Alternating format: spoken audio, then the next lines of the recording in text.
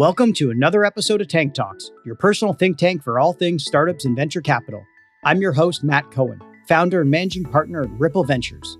On today's show, we are talking about the future of the subscription economy with founder and CEO of Upscribe, Dileepan Siva. The subscription economy has grown more than 435% in the last 9 years as the world of business is becoming defined by consistent consumption instead of one-off products and services. We've become so accustomed to paying monthly subscriptions to products like Netflix, Google, and Amazon Prime. However, on today's show, we asked Dileepan how non-software companies should be thinking about adding some form of subscription pricing to their revenue streams, and how CEOs should think about ensuring the best pricing strategies for their products and services when considering a subscription program. We dig into Dileepan's thoughts on using freemium plans to acquire customers, and how his company Upscribe is making it easier to offer upsells, add-ons, or premium pricing to increase subscription revenues for its user. Finally, we asked Dileepan why he decided to go from bootstrap to venture-backed with funding from Uncork Capital and what his plans are with the new funding. Now, let's get into this week's episode with Dileepan Siva, CEO and founder of Upscribe. Dileepan, I would love to kick things off with how you would describe the subscription economy and how it has evolved over the last 10 to 20 years in your eyes, and why it's finally being accepted by consumers.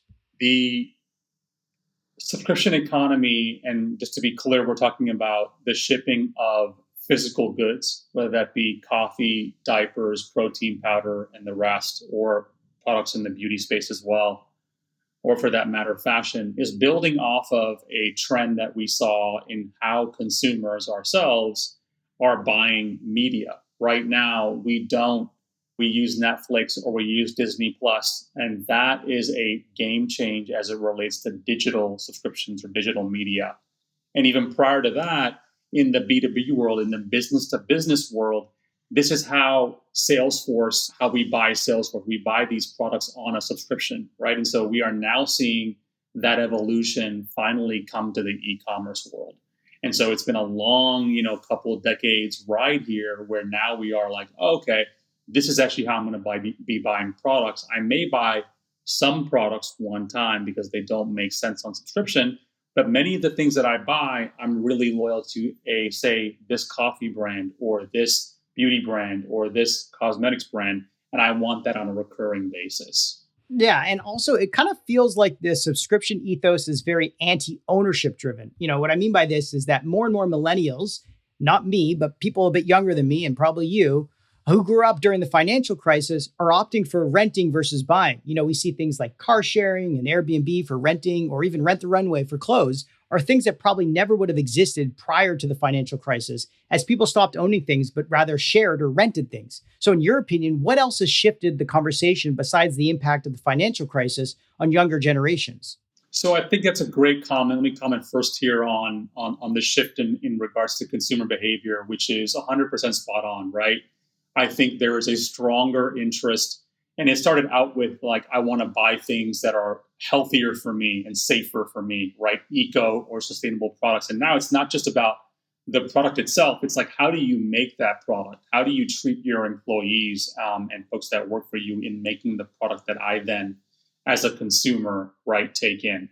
So maybe that was early days fair trade coffee, but we're seeing it across the board in everything. It's even in furniture, for example, right?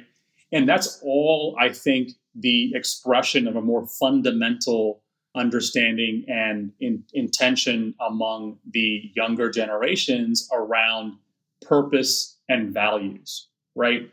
And this is not separate. I think in my younger days, you never expected a business to be explicit around what was happening and what they thought about and their intention around what they did and how they did it in the world. And that is much more an important thing now than it was, 10, 20 years ago. Your comment here on the renting, sharing economy, the rebuying economy, if you look at the trend lines here in terms of the rebuying or renting of clothing and fashion in particular, this is very much in that ethos of, do I need to own these things? How do I think about a more minimal lifestyle, right? Both in terms of the things that I own, but also how I experience life. It's also in the travel industry as well. So these are all major shifts that are happening. I don't believe that these shifts fundamentally change how we are going to consume commodities, right? Which is still very strong in subscriptions. But I think overall, in terms of how you think about luxury and higher price items, it may change that. Yeah, I mean, we all know the stories of how after the war, baby boomers came back and all they wanted to do is spend, spend, spend, and buy, and own, because they grew up probably during either the Depression or after the First World War. They didn't have a lot of material goods to call their own, which sort of related to their wealth status. But it seems like increasingly the cross-generational shift that's happening nowadays is a lot more about overconsumption and useless waste that our generation is really against as well. I know a lot of my peers are annoyed by the constant care and upkeep of things like cars and homes and other expensive items required, but instead prefer the immediate access to these items on demand, even if they have to pay a premium to get them. But if you think about it, we've been consuming items as if they were subscription based without calling them that for decades. For example, everyone buys milk every week, but doesn't own a cow. Or people rent storage lockers instead of storing crap in their garages. So what has happened technologically that has allowed things in the real world to become more subscription-based? It's a great question, right? If you think even to an older iteration of subscriptions, right? Newsletters, we have Substack right now and different. This is how many brands communicate to their user base or consumers, right? Through newsletters.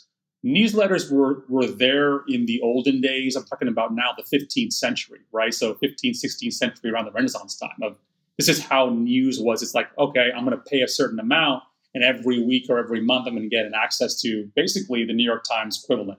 So the idea is not different, but to your point, which is spot on, that the difference right now is that the technology allows you to basically send this anywhere in the world in real time. And so that geo aspect has changed it completely, right? And that's also true, not just for digital media in this case, or media as a newsletter, but also for physical goods. Like if you think about it right now, most of the products that are in your house, maybe even the microphones that we're using and the technology we're using, were probably not built anywhere near where you or I are based. They were shipped long distances, right? That whole infrastructure is all technological infrastructure, which is totally different than it was. It was much more localized back in the day. Right. And it seems like the subscriptions that we all grew up knowing about, you're talking about subscribing to the newspaper or to some other service, that you would have to pay a monthly recurring fee to, had to do with services, right? And those services obviously brings growth for the companies that are offering those services. But let's relate it back to sort of today's technological revolution that we're seeing, where the direct relationship with customers is now what people are charging recurring revenues on, recurring SaaS fees on. And, with those happy subscriber bases, it allows you to create this moat, this economic moat around your company to defend against competition. But let's think about how a CEO who doesn't have a subscriber base to start with should think about adding subscribers to their revenue models for the first time if they haven't built out that existing business beforehand. How do you think about it at Upscribe? Yeah. So when we think about, and this is a great question, when we think about the brands and companies or businesses that are just starting out on subscriptions, right? What I love to tell these founders, these merchants, is the beauty of subscriptions, which some founders don't realize until they've actually built the program on subscription, is think about this. The amazing part of recurring revenue is that you can forecast and demand plan, not just around your supply chain, but also the operations of your business, right?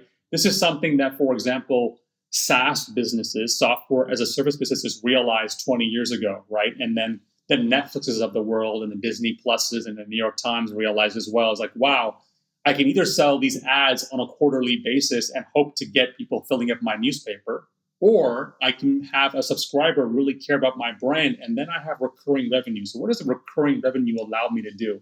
It allows me to say, hey, I can expect the same amount of revenue every quarter on quarter with this level of growth and this lifetime value of a customer. It allows me to then understand how to deliver my product more efficiently, how to hire against, right? Like who are the employees, how to make that more efficient. There are so many things from an operational perspective that companies and founders don't realize that recurring revenue and subscriptions allow you to do. Right. So you're saying software companies had to think about all the infrastructure and the back office stuff that needed to be built in place to support these recurring revenue or these subscription services based revenue models, but where real world or offline non-digital companies had never really had to think about that until the time where we're at now, where there's a lot of companies that are selling goods in the real world that are now taking advantage of services like Upscribe, which we'll get into on how to offload that infrastructure, that back office support for those subscription services or their subscription revenue lines, is what you're saying, correct?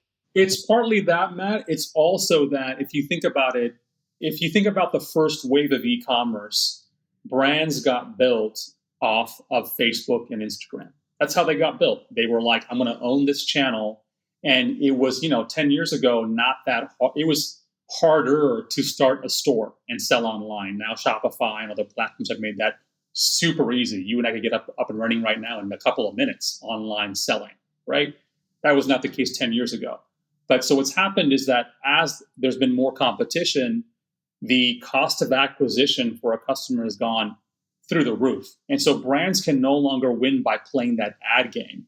The brands that are winning are the ones that are willing, look, if I'm going to play that ad game and really work to acquire that customer, I have to figure out a way that that customer is buying from me on more than a one-time basis. And the best way to do that is through subscription. And so once the merchant realizes that, they're like, wait a second, I now can say that this customer is paying me on a monthly basis. That then helps me plan my inventory, plan how I think about hiring. It helps me think about my business in a fundamentally different way. Whereas founders have never thought about business that way. Absolutely. For software companies, we all know that recurring revenue models leads to higher revenues and a stronger customer relationship, as well as higher valuations because their growth is more predictable. I mean, that's what we invest in at Ripple. So we totally are aware of that. But for non-software companies like hardware retail stores, it's a lot harder to think about implementing subscription services with their customers. So how should non-software companies like Shopify stores think about adding some form of subscription pricing for their products in your eyes?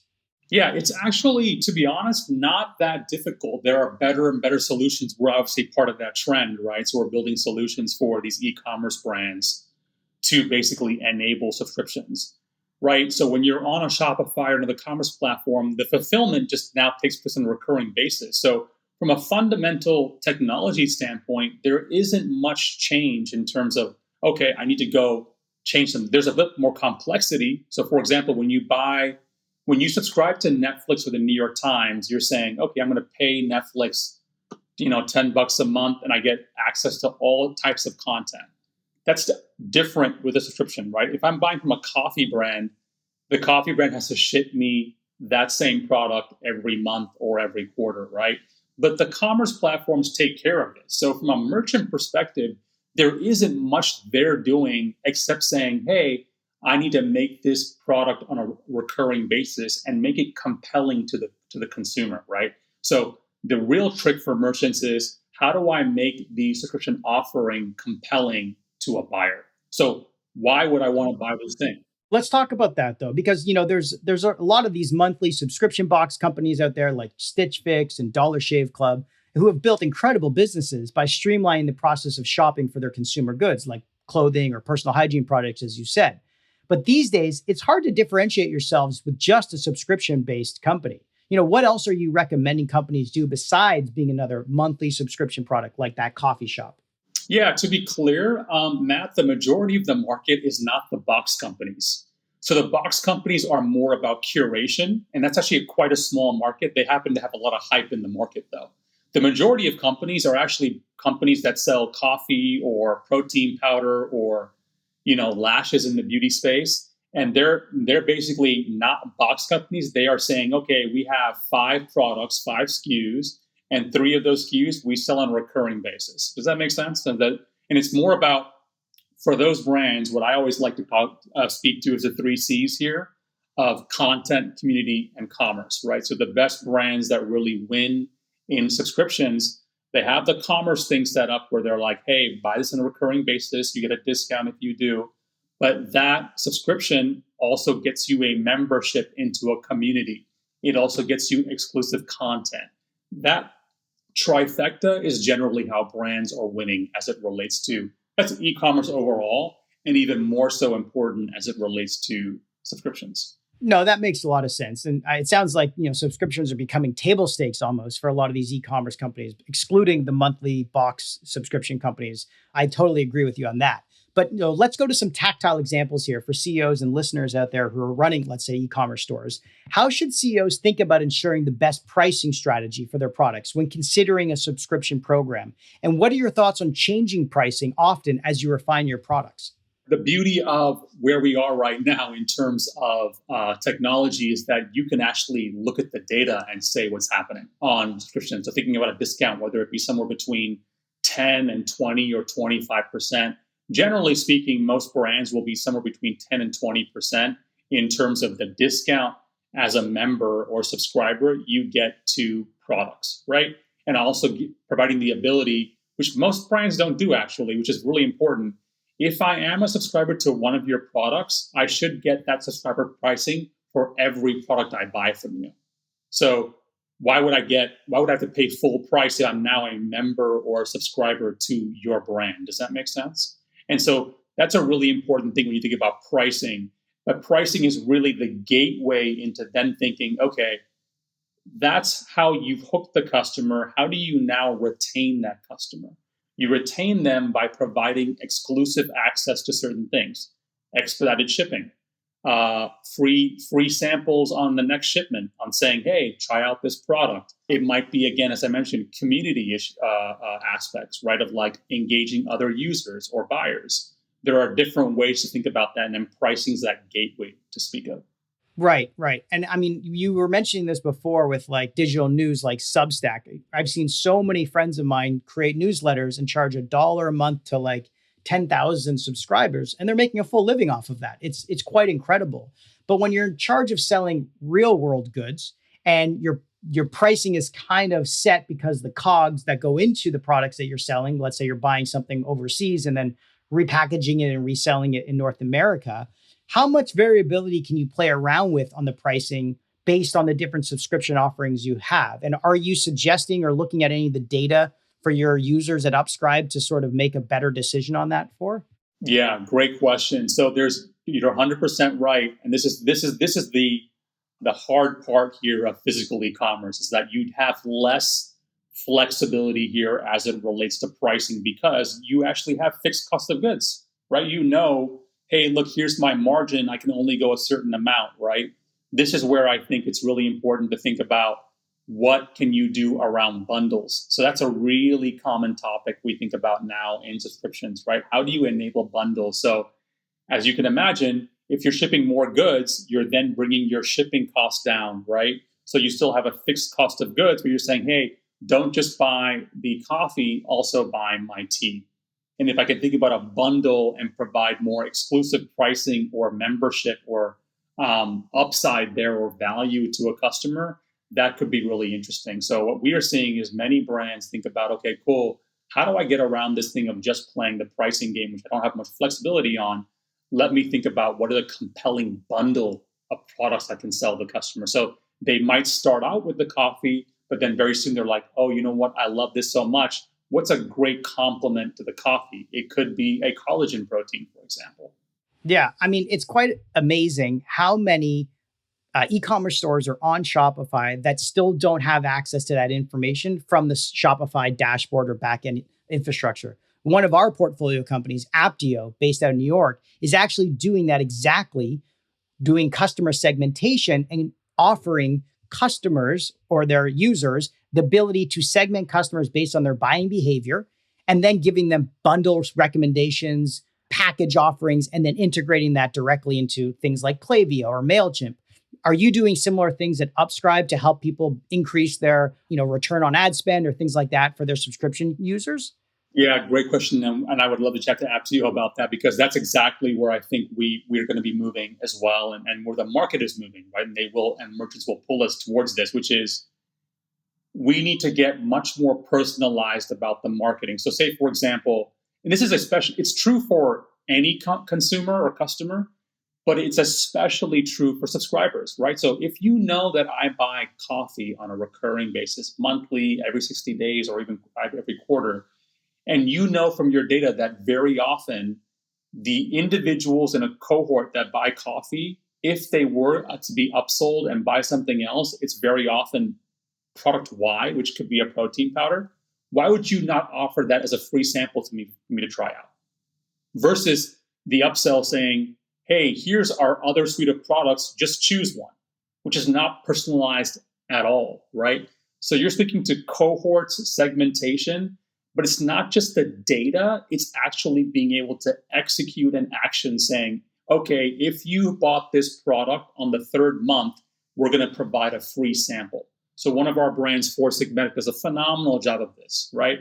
And I'm a subscriber, love their products anyway, but they also happen to be a customer.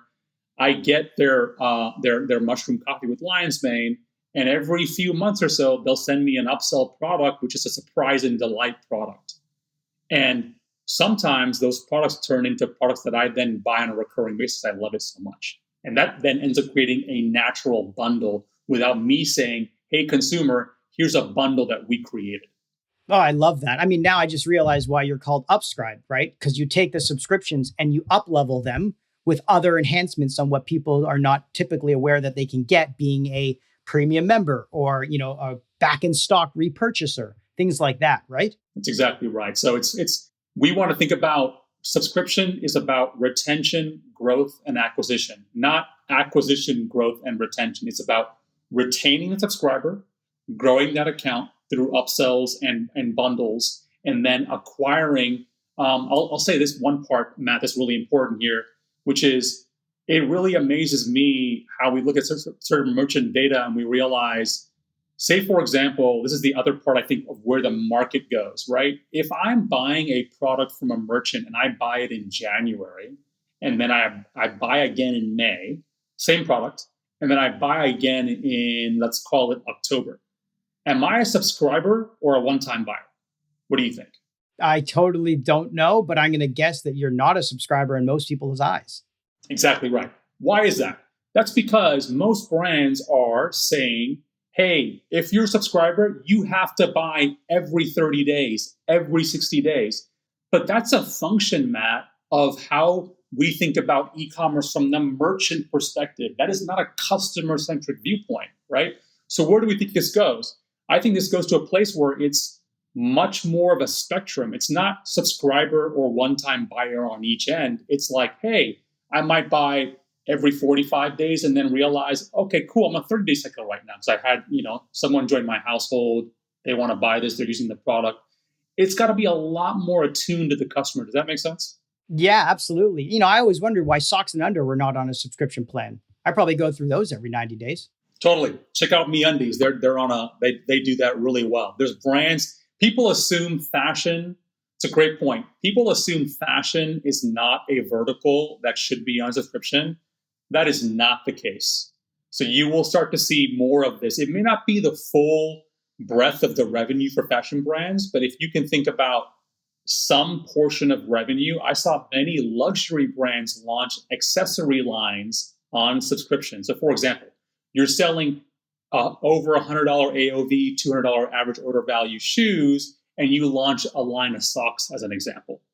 If I love your brand, why am I not paying you $15 a month for socks to go with the shoes that I buy? I'm not going to buy shoes every month, but socks I would, to your point.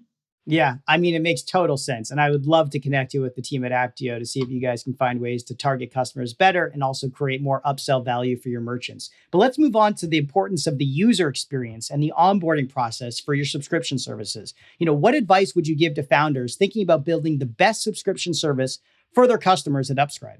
The main here, it's going to sound very basic, but very important, is that there needs to be a campaign flow that acquires customers that really speaks to the value of subscribing.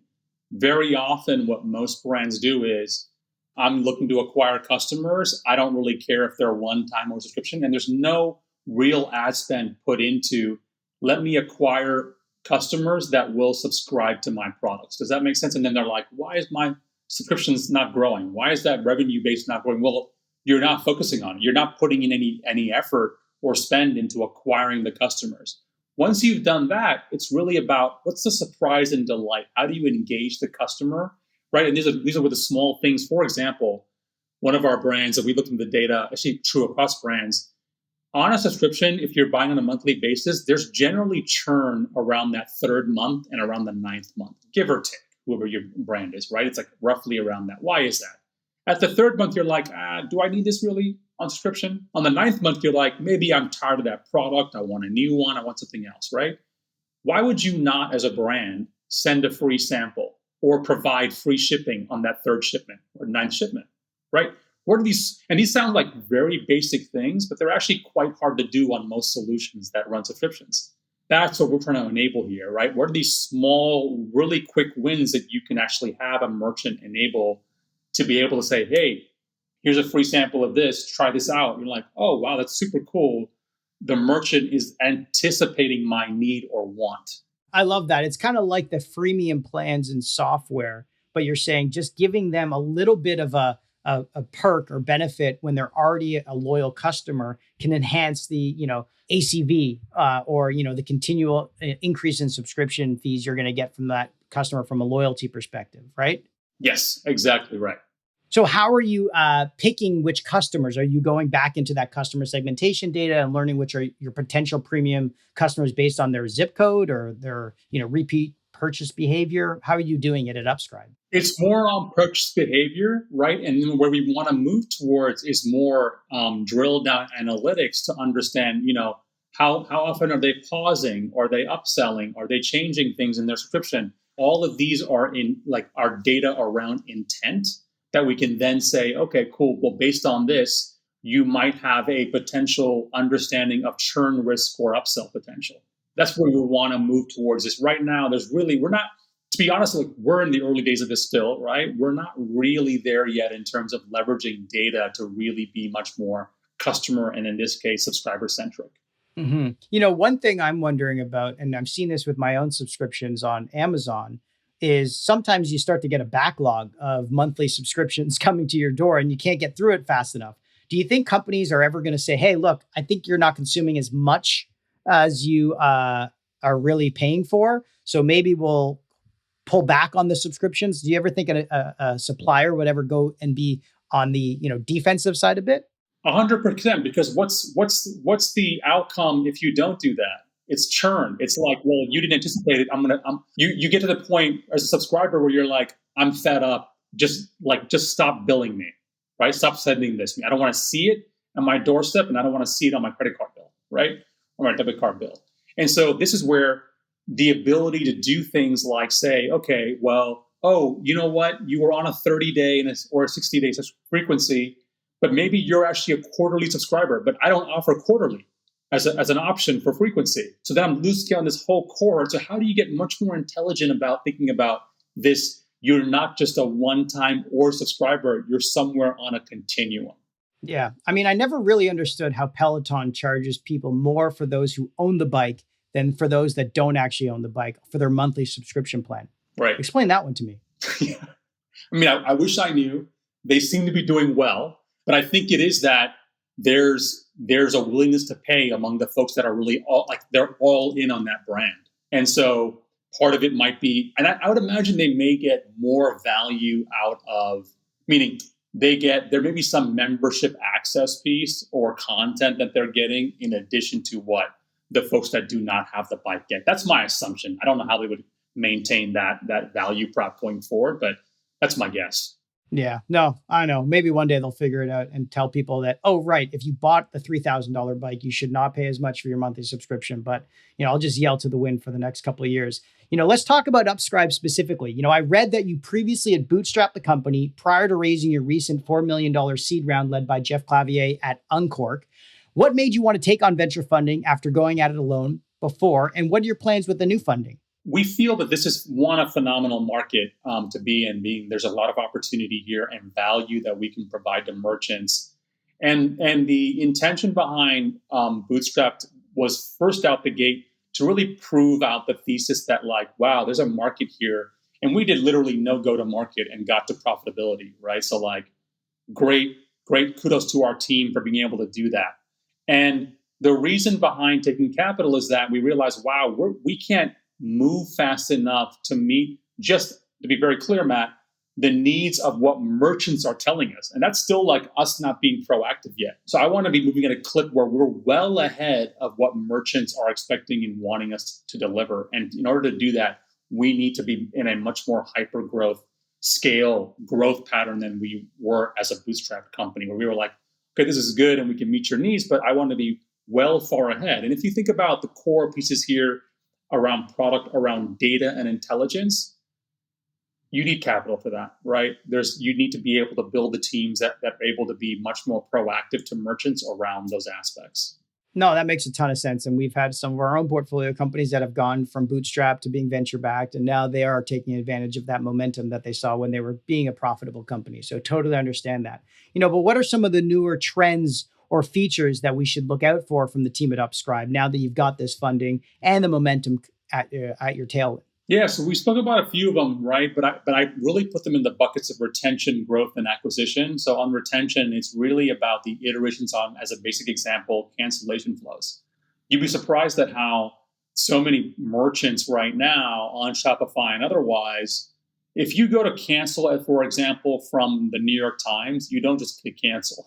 It's a little onerous, but if you go to click cancel for many D2C merchants, you just cancel. Well, why are you not offering up other options, right? So if you're on our solution, you have the option to swap your product, to delay your shipment, because we know from data those are the two main reasons for why cancellation happens, as an example. So that's a core part of like, how do we think about helping the merchant retain subscribers, right?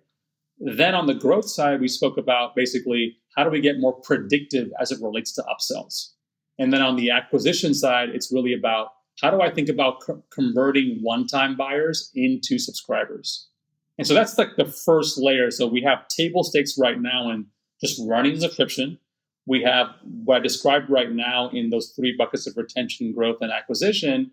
And then there's like getting even more intelligent here around the data, around cohort segmentation. Yeah, that makes a lot of sense. It kind of feels like the unsubscribe features that you're building are like going through the IKEA maze when you're trying to exit an IKEA store. You have to go through the entire freaking store in order to find the exit so that they hope that you buy something on the way out. Totally.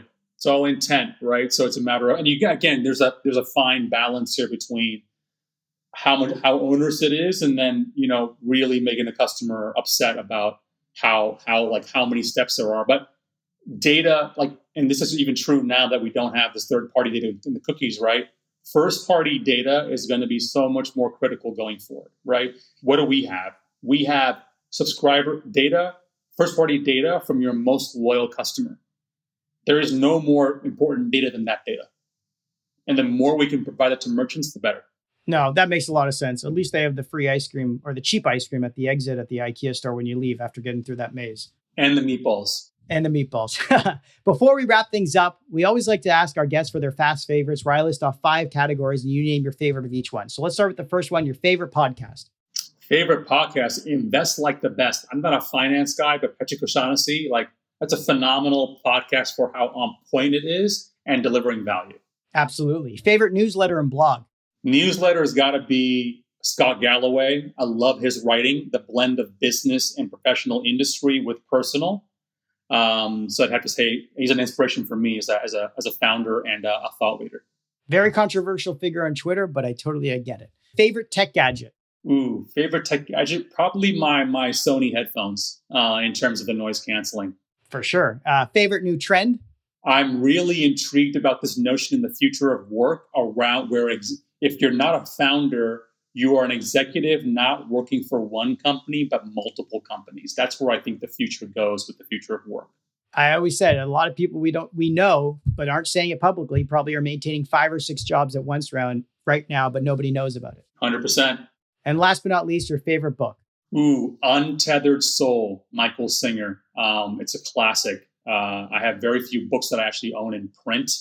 And that one is there. Actually, both this book, The Surrender Experiment and Untethered Soul, I start with the soul one first and the experiment one second. But I don't know better books there in terms of life and the meaning to read. Absolutely. Those are all great answers. And thanks again for joining us in the tank today to talk about the future of the subscription economy with the founder and CEO of Upscribe, Dileepan Siva. Thanks, Matt. Thanks for listening to another episode of Tank Talks. To learn more about this episode, be sure to go to Apple Podcast or Spotify to find more detailed notes on this episode or to check out previous episodes. Also, if you enjoyed this episode, please leave us a review and a rating as it helps us out a lot.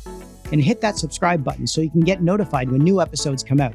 Finally, make sure to give me a follow on Twitter @MattyBCohen or @Tank Talk Podcast to stay up to date on new episodes or to be a guest on our show. Till next time,